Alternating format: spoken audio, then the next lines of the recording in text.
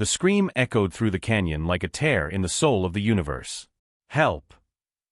Ethan Moore's hands clutched desperately at the exposed roots on the cliffside. His fingers slipped in the damp soil as his legs, weak and frail since birth, swung in the void. 15 meters below, jagged rocks waited like hungry teeth. Above him, two silhouettes blocked the afternoon sun. "Look at that, he's still alive," mocked Derek Whitmore, the son of the mining company owner who controlled Pinewood Valley. His smile was cruel as a blade. "You're tougher than you look, weird little boy." Beside him, Tyler laughed nervously, kicking small stones that fell onto Ethan's face. The 13-year-old boy closed his eyes, feeling the pain pierce his cheek. But it wasn't the physical pain that hurt the most. It was knowing no one would come. That no one ever came. "Please," Ethan whispered, his voice trembling. "I didn't do anything."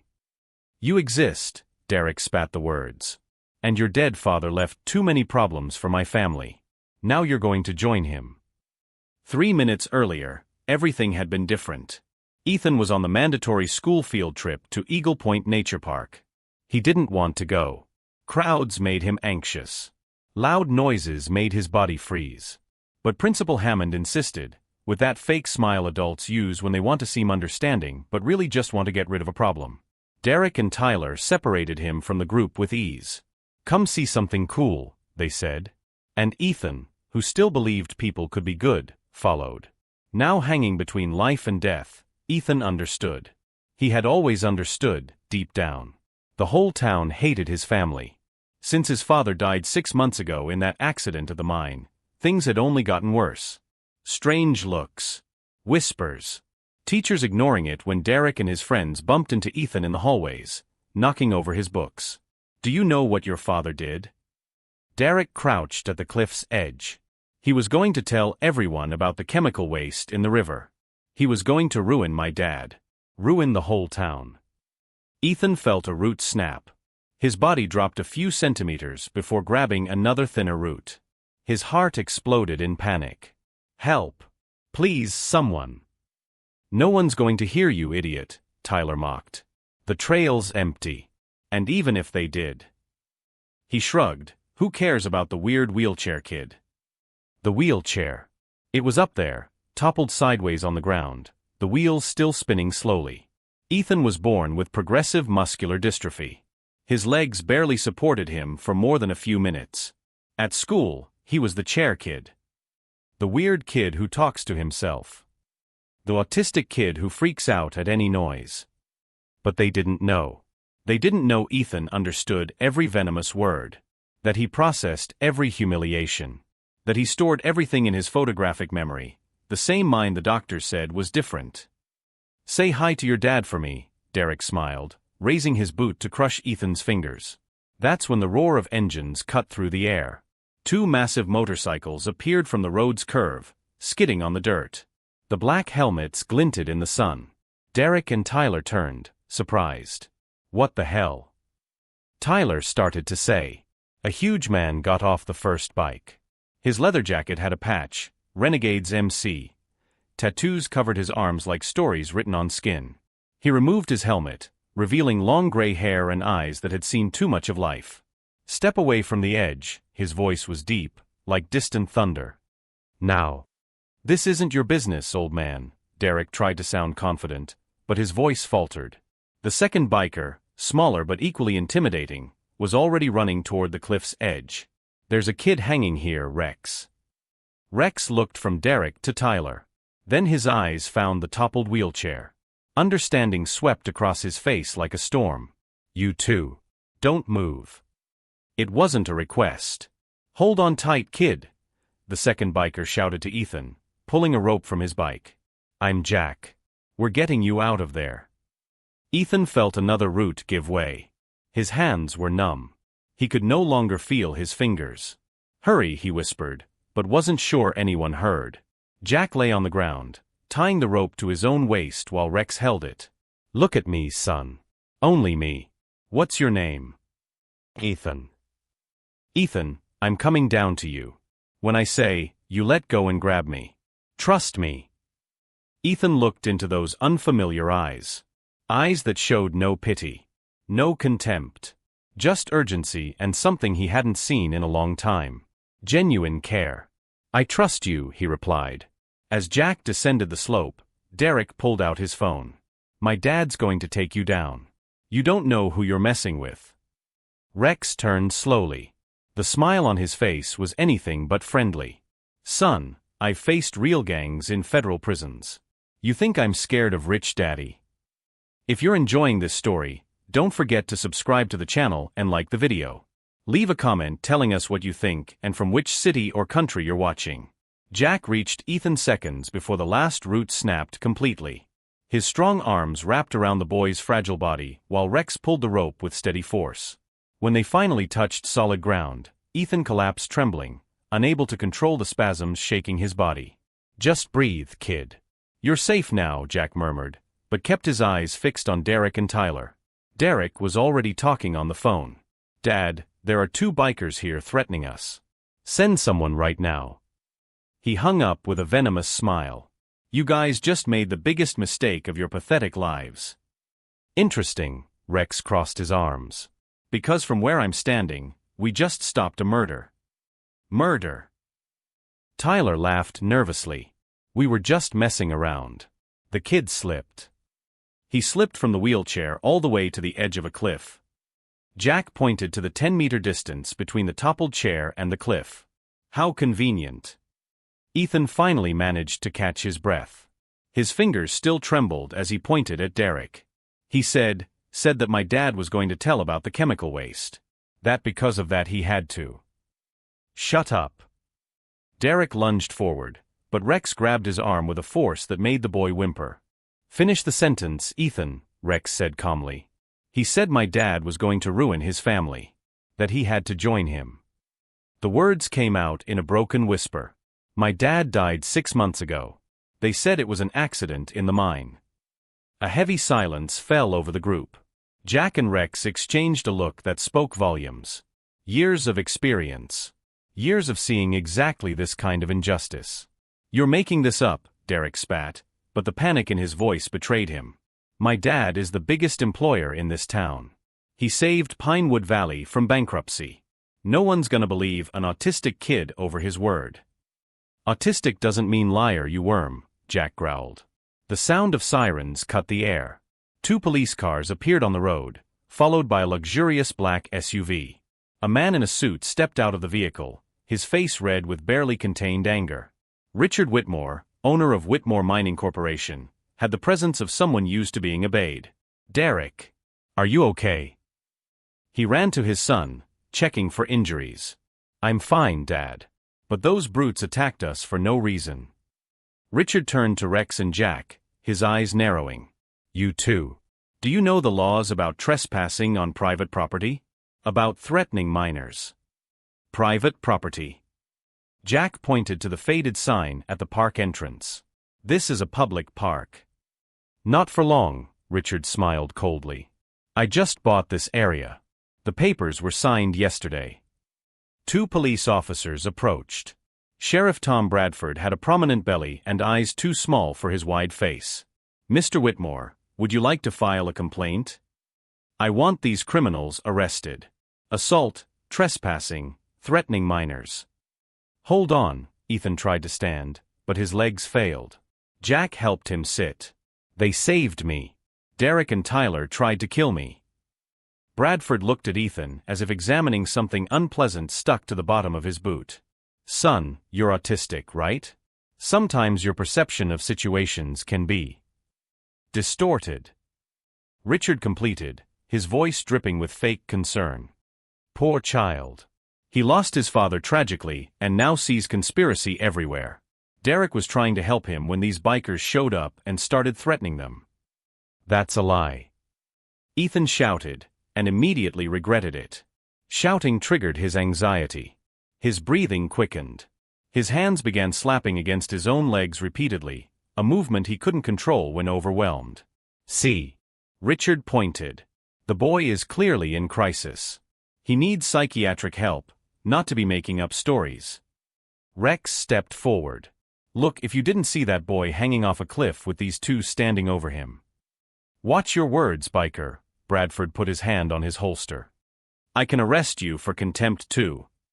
Of course you can, Jack said bitterly. Because everyone in this town works for him, right? He pointed at Richard. I give jobs. I put food on the table for 300 families, Richard spread his arms theatrically. If that means people respect me and trust me, then yes. I have influence. Influence earned honestly. Honestly. Ethan found his voice again, steadier now. My dad had a notebook. He wrote everything down. The barrels of waste dumped into the Clearwater River. The forged inspections. The sick employees who were fired before they could sue the company. Richard's face went pale.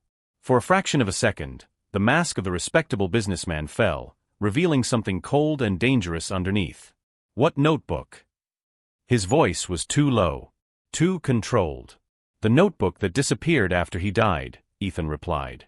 You ransacked our house looking for it. I saw the open drawers. The boxes turned over in the basement. Hallucinations of a disturbed mind, Richard regained his composure. Sheriff Bradford, I want these two arrested immediately. And as for the boy. He looked at Ethan with something that could be mistaken for pity. I'm calling social services. Clearly he needs proper supervision. You're not touching him, Jack placed himself between Ethan and the officers. So you're choosing to resist arrest? Bradford smiled. That makes things easier. Rex sighed, raising his hand slowly. All right. You win. For now. He glanced at Jack, who reluctantly did the same. As the handcuffs clicked around their wrists, Rex turned to Ethan. Where's your mother, kid? In the hospital. She's a nurse. Which hospital? Pinewood Valley Memorial. A strange smile touched Rex's lips. Interesting. Very interesting. Richard frowned. What's so interesting about that? Nothing, Rex said as he was pushed into the patrol car. Just a pleasant coincidence. Ethan watched the bikers being taken away, feeling despair tighten around his throat. Derek approached, crouching to the boy's eye level. You should have stayed quiet, he whispered. Now things are going to get much worse for you and your mom. Sarah Moore found her son 3 hours later, still sitting in the wheelchair in the police station parking lot. Ethan hadn't been able to call her earlier because his cell phone had disappeared during the incident. Principal Hammond finally contacted her, but the official version was simple. Ethan had suffered an anxiety episode during the field trip and needed to be taken home early. No mention of Cliffs. No mention of attempted homicide. Ethan, my love, what really happened? Sarah knelt in front of him, holding his face with trembling hands. Her brown eyes, so much like those of her late husband, were red from crying. And Ethan told her everything. Every word Derek said about his father. The confession about the chemical waste. The bikers who appeared. The unjust arrest. The threats. Sarah listened in silence, her expression hardening with every sentence. When Ethan finished, she hugged him tightly, and he felt her tears wet his hair. I should have taken you out of this town months ago, she whispered. I should have realized they would never leave us alone. Mom, Ethan pulled back slightly. Dad's notebook. He really had a notebook, didn't he? Sarah went very quiet. When she spoke, her voice carried something Ethan rarely heard from her, pure anger. He did. Your father documented everything for 2 years. Every barrel dumped illegally. Every falsified report sent to the Environmental Agency. Every worker who developed cancer and was silenced with money or threats. She closed her eyes. The night before the accident, he told me he had kept everything in a safe place. That even if something happened to him, the truth would come out. Where? He didn't tell me. Said it was safer if I didn't know. Sarah opened her eyes, and now there was determination in them. But I think I know where he might have hidden it. That night, as Ethan pretended to sleep, he heard a car stop in front of the house. Low voices. His mother opening the back door. He rolled silently down the hall in his chair. Through the crack of the kitchen door, he saw Rex and Jack sitting at the table with his mother. They had been released from jail. How did you get out? Sarah asked. Bail was posted by someone who prefers to remain anonymous, Rex explained. Someone who also doesn't like how Richard Whitmore runs things around here. But it's not about us, Jack leaned forward. Sarah, do you remember me? She studied his face, then her eyes widened. The emergency. 3 years ago. You overdosed. Heroin, Jack nodded unabashedly. I was dying. You stayed with me all night. Held my hand. Told me I had reasons to live even when I couldn't see any. His voice grew hoarse. You saved my life. Let me call you every month during my recovery. You were the first person who believed I could change. I just did my job, Sarah said softly. No. You did more than that. And when I heard it was your son on that cliff today. Jack shook his head. There's no coincidence in this. I should have been there. Rex slammed the table. Enough sentimentality. We need a plan. Richard Whitmore won't stop. He knows the boy heard Derek confess. He knows about the notebook. I think I know where David hid it, Sarah said. There's a tree at Sunrise Lake. A large solitary tree where we used to meet as teenagers. David used to say that tree held all our secrets. Then we need to go there, Jack said immediately. We can't just go, Rex argued. They'll be watching us. Especially after today. That's when Ethan decided he'd heard enough. He pushed the door, making the 3 adults jump. Ethan. Sarah stood up. You should be asleep. I know a way to the tree without being seen, Ethan said, his voice firm despite the fear he felt. There's a service trail Dad showed me. It goes behind the old abandoned sawmill. No one uses it anymore. No, Sarah was categorical. You're not getting involved in this. It's far too dangerous. Mom, I'm already involved. Derek tried to kill me today. And he'll try again. Ethan looked at her with the same determined eyes as his father. I want to do this. For Dad. For everything they took from him. From us. Rex studied the boy. He's right, Sarah. And if he knows a safe way. No. Not my son. I won't lose him too. You won't lose me, Ethan insisted. But if we do nothing, they'll continue. How many more people will die? How many more workers will get sick? How many families will be destroyed? The silence that followed was heavy. Sarah looked at her son, seeing for the first time not the fragile child she always tried to protect, but a young man who understood the consequences and was willing to face them. 3 in the morning, she finally said. We'll go when the city is asleep. But at the first sign of danger, we return. No heroes, no unnecessary risks. Agreed, Rex nodded. Jack extended his hand to Ethan. Thank you for trusting us, kid. Ethan shook his hand. Thank you for not letting me fall. Over the next few hours, they planned every detail. The route. The communication signals. What to do if they were intercepted. Rex called other Renegades members, asking them to discreetly surveil the main roads. At 2:40 in the morning, they were ready. Sarah placed Ethan in the old truck while Rex and Jack would follow on just one motorcycle, the other hidden. Last chance to back out, Sarah told her son. Ethan looked at the house where he grew up. The house his father built. The house that would soon no longer be theirs if Richard Whitmore carried out his foreclosure threats. Let's finish what Dad started, he said. They left in the darkness, unaware that miles away, in his private office, Richard Whitmore was watching a city map on a screen. Small red dots blinked in various locations. GPS trackers. He had placed them in all relevant vehicles after the incident, including Sarah Moore's truck. Where are you going at this hour? He murmured, picking up the phone. Doesn't matter. This time, there will be no witnesses. He dialed a number. Assemble the team. We have work to do. At the lake, as the truck approached via the abandoned trail, Ethan looked out the window. The full moon reflected on the dark waters, creating a silver path that seemed to lead to another world. A world where the truth still mattered. A world where his father would still be alive. The tree rose like an ancient guardian on the edge of the lake. Its twisted branches looked like arms reaching for the starry sky. Sarah parked the truck 50 meters away, and Rex helped Ethan down while Jack swept the area with a flashlight. All clear, Jack whispered. But something was wrong. Ethan felt it. The silence was too heavy. No crickets. No wind through the leaves. as if nature itself were holding its breath. Sarah ran to the tree, kneeling where the roots created a hollow space. Her hands dug into the dirt with urgency. Here. It has to be here. David carved our initials right. She stopped. Her fingers touched something metallic. I found it. It was a sturdy metal box, the kind used for important documents. Covered in rust and dirt, but intact. Sarah pulled it out, her hands trembling as she forced the lid open. Inside, protected by plastic, a worn leather notebook. Photographs.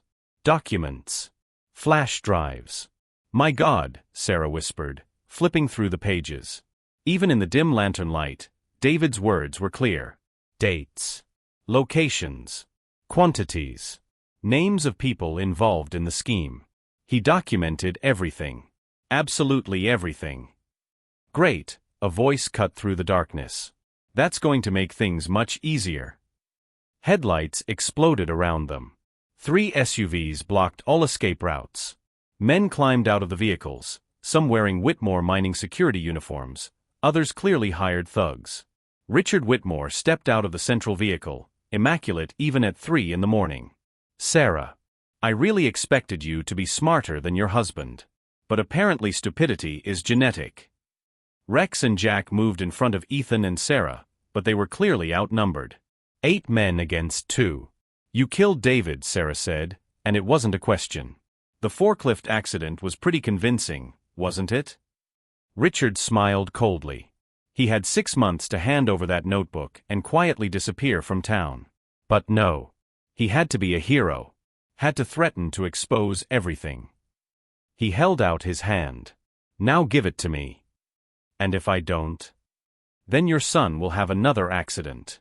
This time fatal. And so will you. Richard shrugged. The town will mourn. They'll say the grieving widow couldn't handle the loss and committed suicide, taking her disabled son with her. Tragic. Touching. Something changed in Rex's face. Ethan saw it. It was the expression of a man who had already lost everything and had nothing left to fear. Jack, Rex said calmly. Remember that thing I taught you in Reno? The distraction? That's the one. Before Richard could react, Jack threw the flashlight hard against the window of the nearest SUV. The sound of the alarm exploded through the night. At the same moment, Rex tackled the 2 closest guards while Jack lifted Ethan into his arms and ran toward the trees. Get them. Richard bellowed. Sarah grabbed the box and ran after Jack. Bullets whizzed through the air, but the darkness and trees offered cover. Rex fought like a cornered animal, using years of prison fight experience to keep 4 men busy. But there were too many. One of the thugs struck him with a baton. Rex fell, blood running down his forehead. That was when the sirens cut through the air. Not 1 patrol car. 5. 10. 20. State police vehicles flooded the lake area, blue and red lights turning the night into artificial day. A helicopter swept over the region, its spotlight fixing on Richard Whitmore and his men. From the lead car stepped a woman in a suit, gray hair pulled back in a severe bun. She had a federal badge on her belt. Special Agent Diana Flores, FBI. Richard Whitmore, you are under arrest for homicide, destruction of evidence, corruption, environmental crimes, and multiple attempted homicides. Richard's face went white. This is ridiculous. You have no proof of anything. Actually, a new voice came from the darkness. We do. Tyler emerged from the trees, holding a cell phone. His hands were shaking, but his voice was steady. I recorded everything. Every word. The confession about Mr. Moore's murder. The threats. Everything. Tyler. Richard was shocked. You're the son of my vice president. Your father. My father has lung cancer, Tyler interrupted, tears streaming down his face. He worked 20 years in your mine. You said it was emphysema. That it wasn't work-related. But I found the real exams. The ones you hid. He looked at Ethan. I didn't want to do that today. Derek forced me. Said if I didn't help, my dad would lose his job and we'd lose our health insurance. His voice cracked. But you almost died because of me. And I can't keep living being that person. Agent Flores took the phone. This, combined with Mr. Moore's notebook and your testimonies, is more than enough. Sarah stepped out of the trees, still holding the box. Ethan was beside her, Jack supporting his wheelchair. Agent Flores. How did you know to come here? We've been investigating Whitmore mining for 8 months. Since an anonymous employee contacted us about irregularities. She looked at Sarah. Your husband, Mrs. Moore. He sent us partial copies of his findings 3 weeks before he died. But we needed the complete material to build a solid case. You knew he was in danger, Sarah said, her voice icy. And you didn't protect him. Flores lowered her eyes. We arrived too late. And for that, I apologize. But now we will ensure justice is done. Federal agents handcuffed Richard Whitmore. He looked at Ethan with pure hatred. You're a stupid kid who doesn't know when to keep his mouth shut. Just like your father. My father was a hero, Ethan said, his voice not trembling. And I'm going to spend the rest of my life being proud of that. Sheriff Bradford tried to slip away quietly, but he was intercepted. You too, Sheriff. We have records of every payment you received. In the chaos, Derek Whitmore sat on the ground, hugging his knees.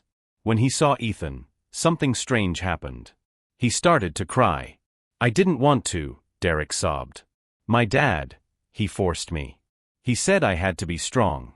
That showing weakness was worse than death. He looked at his hands. What I did to you today. I'm going to have to live with that forever. Ethan could have felt satisfaction. Could have laughed. But all he felt was exhaustion and a deep sadness for everything that had been lost. You will, Ethan said simply. All of us will.